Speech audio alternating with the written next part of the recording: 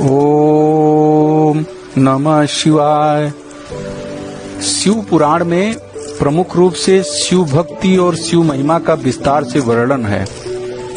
लगभग सभी पुराणों में शिव को त्याग, तपस्या, वात्सल्य तथा करुणा की मूर्ति बताया गया है। शिव सहज ही प्रसन्न हो जाने वाले एवं मनोवांछित फल देने वाले हैं। शिव पुराण में शिव के जीवन चरित्र का प्रकाश डालते हुए उनके रहन सहन, विवाह और पुत्रोवाद के बारे में भी विशेष वर्णन है। तो भगवान शिव सदैव लोकोपकारी और हितकारी हैं। त्रिदेवों में इन्हें संहार का देवता भी माना गया है। शिवोपासना को अत्यंत सरल माना गया है। कहते हैं कि शिव को सुगंधित पुष्पमालाओं और मीठे पकवानों की आवश्यकता नहीं पड़ती। शिव तो स्वच्छ जल, बिल्व पत्र, कंटीले और ना खाए जाने वाले पौधों के फल धतूरा आदि से ही प्रसन्न हो जाते हैं। शिव को मनोरम वेशभूषा और अलंकारों की भी आवश्यकता नहीं है। वे तो औगड़ बाबा हैं। जटाजूटधारी, गले में लिपटे नाग और रुद्राज की मालाएं, शरीर पर बागंबर, चिता की भस्म लगाए एवं हाथ में त्रिशूल पकड़े हुए विशारे विश्व को अपनी पदचाप तथा डमरू की कड़भेदी ध्वनि से नचाते रहते हैं। इसलिए उन्हें नटराज की भी संज्ञा दी गई है। उनकी वेशभूषा से जीवन और मृत्यु का बोध होता है। शीश पर गंगा और चंद्र जीवों एवं कला के प्रतीक हैं। शरीर पर चिता की भस्म मृत्यु की प्रतीक है। यह जीवन गंगा की धारा की भांति चलते हुए अंत में मृत्यु सागर में लीन हो जाता है। ओम नमः शिवाय। आइए चलते हैं हमारे साथ हमारे उस कैलाश मानसरोवर की अद्भुत रोमांचकारी यात्रा में एक साथ, जहां पर लोग कहते हैं कि बहुत बिरले ही वहां तक जा पाते हैं। कहा जाता है कि कैलाश पर्वत और मानसरोवर धरती का केंद्र है। यह हिमालय के केंद्र में है।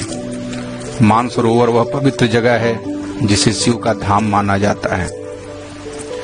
मान्यताओं के अनुसार मानसरोवर के पास स्थित कैलाश पर्वत पर भगवान शिव साक्षात विराजते हैं। यह हिंदुओं के लिए बड़ा तीर्थ स्थल है। संस्कृत शब्द मानसरोवर मानस तथा सरोवर को मिलकर बना है, जिसका शाब्दिक अर्थ होता है मन का सरोवर। कैलाश मानसरोवर का नाम सुनते ही हर किसी के मन में वहां की बातें जानने की उत्सुकता आ जाती है। मानसरोवर के पास एक सुंदर सरोवर रकसताल है। इन दो सरोवरों के उत्तर में कैलाश पर्वत है, जिसके दक्षिण में गुरला माला और गुरला शिखर हैं। आइए जानते हैं कैलाश मानसरोवर के उन 6 रहस्यों के बारे में। कैलाश पर्वत समुद्र सतह से 22,068 फुट ऊंचा है तथा हिमालय से उत्तरी क्षेत्र में तिब्बत में स्थित है। चूंकि तिब्बत चीन के अधीन है, अतः कैलाश चीन में आता है। मानसरोवर झील से घिरा होना कैलाश पर्वत की धार्मिक महत्ता को और बढ़ाता है। प्राचीन काल में विभिन्न धर्मों के लिए इस स्थान का विशेष महत्व है। इस स्थान से जुड़े विभिन्न मत और लोक कथाएं केवल एक ही सत्य को प्रदर्शित करती हैं। ईश्वर ही सत्य है, सत्य ही शिव है, सत्यम शिवम सुंदरम। तिब्बतियों की मान्यता है कि वहां के एक संत ने वर्षों गुफा में रहकर तपस्या की थी। तिब्बती बोनपाओं के अनुसार कैलाश में जो स्वास्तिक देखते हैं वह डेमचौक और दोरजे फांगों का निवास है। बौद्ध भगवान बुद्ध तथा मणिपद्मा का निवास मानते हैं। जैनियों की मान्यता है कि आदिनाथ ऋषभदेव का यह निर्वाण स्थल अष्टप्रद है। कहते हैं ऋषभदेव ने 8 पग में कैलाश की यात्रा की थी।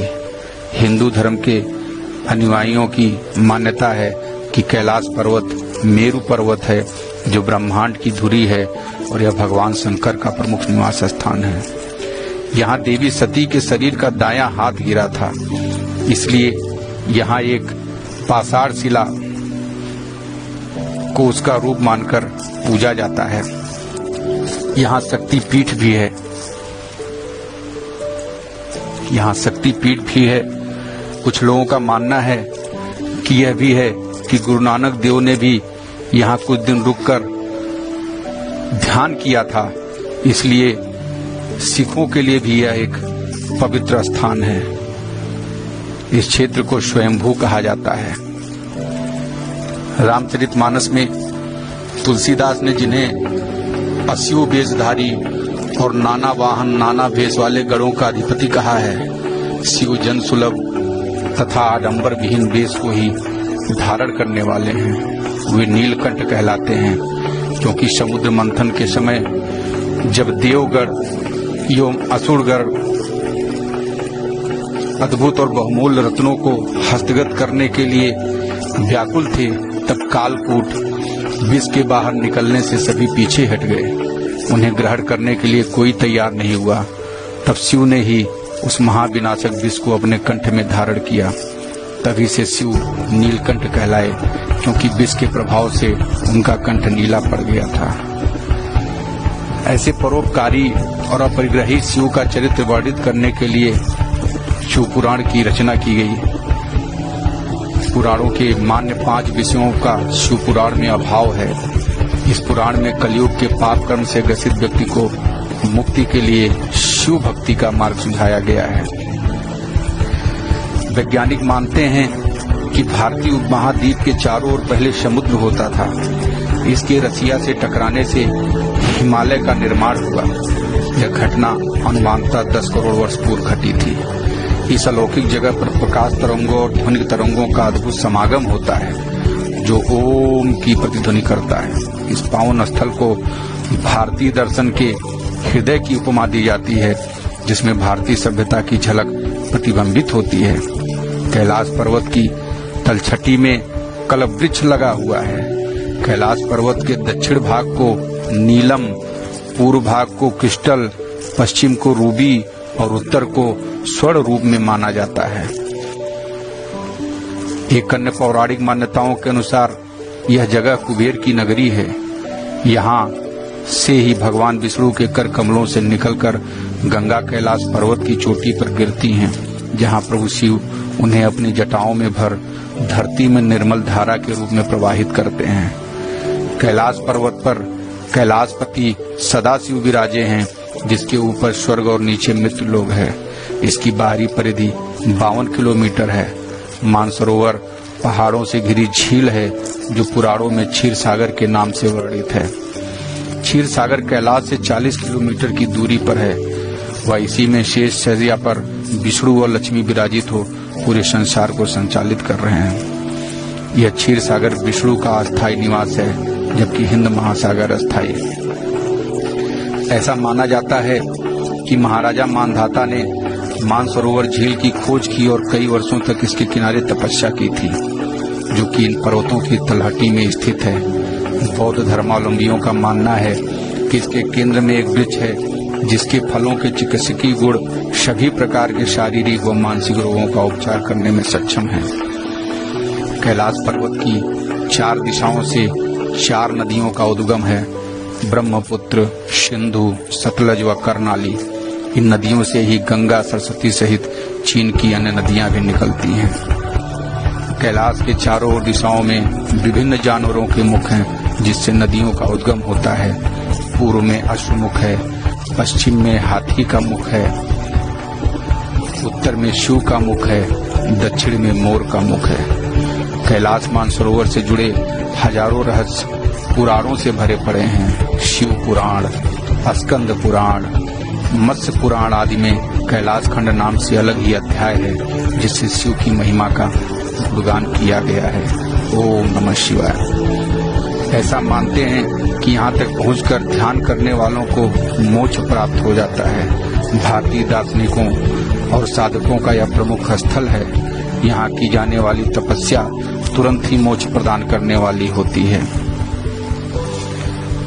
ऐसे परोपकारी और अपरिग्रही शिव का चरित्र वर्णन करने के लिए ही पुराणों ने शिव को कालकूट, बागंबरधारी, ना जाने क्या क्या चीजों से उन्हें विभूषित किया है। मनुष्य को निष्काम भाव से अपने समस्त शिव को कर्म को शिव को अर्पित कर देना चाहिए।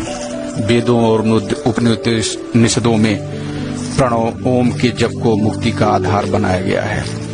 प्रणव के अतिरिक्त गायत्री मंत्र के जप को भी शांति और मोक्ष कारक कहा गया है।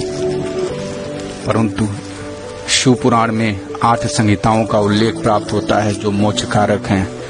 ये संहिताएं हैं विद्वेश्वर संहिता, रुद्र संहिता, सत्यरुद्र संहिता, कोटि रुद्र संहिता, उमा संहिता, कैलाश संहिता, वायु संहिता और वायु संहिता। इस विभाजन के साथ ही सर्वप्रथम शिव पुराण का प्राकट महात्म्य हुआ। शिव अंतर्यामी हैं। शिव इस जगत के पालन करता है, संहार करता है। शिव में समस्त जगत बसता है, समस्त जगत रमता है। शिव सभी का कल्याण करें। ओम नमः शिवाय, ओम नमः शिवाय, ओम नमः शिवाय।